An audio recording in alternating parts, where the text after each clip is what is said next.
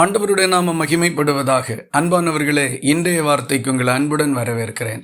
இன்றைய தியானத்துக்காக 1 கொரிந்தியர் 9வது அதிகாரம் 26வது வசனத்தை வாசிக்க கேட்போம். ஆதலால் நான் நிச்சயமில்லாதவனாக ஓடேன், ஆகாயத்தை அடைக்கிறவனாக சிலம்பம் பண்ணேன்.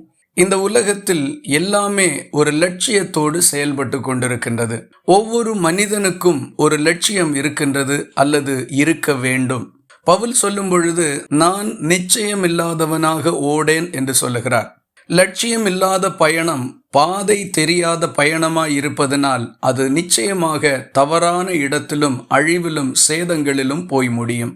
ஆனால் லட்சியத்தோடு கூடிய பயணத்திலே எத்தனை இடர்கள் இன்னல்கள் வந்தாலும் அது நிச்சயமாக அடைய வேண்டிய இடத்தை சென்று சேரும். படிக்கிற பிள்ளைகளிடத்திலே ஒரு லட்சியம், வேலைகள் தொழில்கள் செய்கிறவர்களிடத்தில் ஒரு லட்சியம், ஒரு சாதாரண பயணத்தில் கூட லட்சியம் இருக்கின்றது. ஆனால் சில மனிதர்களிடத்திலே லட்சியம் இல்லாத பயணங்கள் இருக்கின்றதையும் நம்மால் காண முடிகின்றது.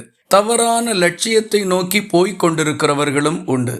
இஸ்ரவேல் ஜனங்கள் 40 ஆண்டுகள் வனாந்தரத்தில் மிக கடுமையான சூழ்நிலைகள் வழியாக போய்க் கொண்டிருந்தார்கள்.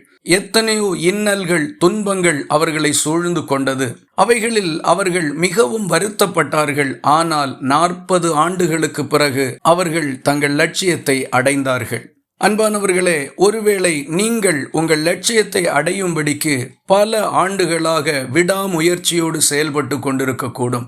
இஸ்ரவேல் ஜனங்களுக்கு லட்சியத்தை கொடுத்த கர்த்தர் அதை அவர்கள் சென்று அடைந்து சுதந்தரித்து கொள்ளும்படிக்கு செய்த தேவன் உங்களுக்கும் அப்படியே செய்து உங்களை ஆசீர்வதிக்கிறதற்கு உண்மையுள்ளவராயிருக்கிறார். ஆகவே வழியில் வரக்கூடிய இடரல்களையும் இன்னல்களையும் குறித்து கவலைப்படாமல் தொடர்ந்து முன்னேறுங்கள்.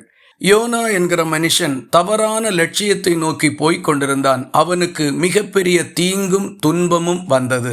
பவுல் ரோமாபுரிக்கு பயணம் செய்கின்ற போது இந்த பயணம் நமக்கு ஆபத்தானது, இப்போது இந்த பயணத்தை நாம் தொடங்க வேண்டாம் என்று தேவ நடத்துதலோடு எச்சரித்தார். ஆனால் கீழ்ப்படியாமல் போன பயணம் மிகப்பெரிய சேதத்திலேயும் துன்பத்திலேயும் அவர்களை கொண்டு போய்விட்டது. ஆகவே உங்கள் லட்சியத்தை குறித்து சிந்தித்து பாருங்கள். யார் மேலோ உள்ள கோபத்தினாலோ வன்மத்தினாலோ நாம் ஒரு லட்சியத்தை நியமித்து கொள்ளுவோமானால் அது நமக்கு மிகப்பெரிய இழப்பாக மாறிவிடும். சரியான லட்சியத்தோடு விடாமுயற்சியோடு முன்னேறுவோம். கர்த்தர் நமக்கு துணை நிற்பார். நாடினதை அடைந்து சந்தோஷப்படுவோம். இந்த வார்த்தைகள் இந்த நாள் முழுவதும் உங்களுக்கு ஒரு ஆசீர்வாதமாய் இருப்பதாக. ஜெபிக்கலாமா?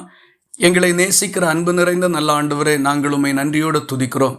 நீர் எங்களை ஒரு லட்சிய பயணத்தில் வைத்திருக்கிறதற்காகவும் லட்சியமுள்ள வாழ்க்கையில் நடத்தி கொண்டிருக்கிறதற்காகவும் உம்மை ஸ்தோத்திரிக்கிறோம். இடையில் எந்த தீங்கும் துன்பமும் எங்களை மனமடிவாக்க முயற்சி செய்தாலும் நீர் எங்களை உற்சாகப்படுத்தி தாங்கி நடத்தி கொண்டிருக்கிறதற்காக ஸ்தோத்திரம். தொடர்ந்து லட்சியத்தை அடையும் வரைக்கும் உம்முடைய கரத்தை பிடித்து முன்னேற உதவி செய்தருளும். ஜெபத்தை கேட்டதற்காக ஸ்தோத்திரம். இயேசு கிறிஸ்து மூலம் வேண்டிக் கொள்கிறோம் எங்கள் அன்புள்ள நல்ல பிதாவே. ஆமேன். கர்த்தர் தாமே உங்களை ஆசீர்வதிப்பாராக.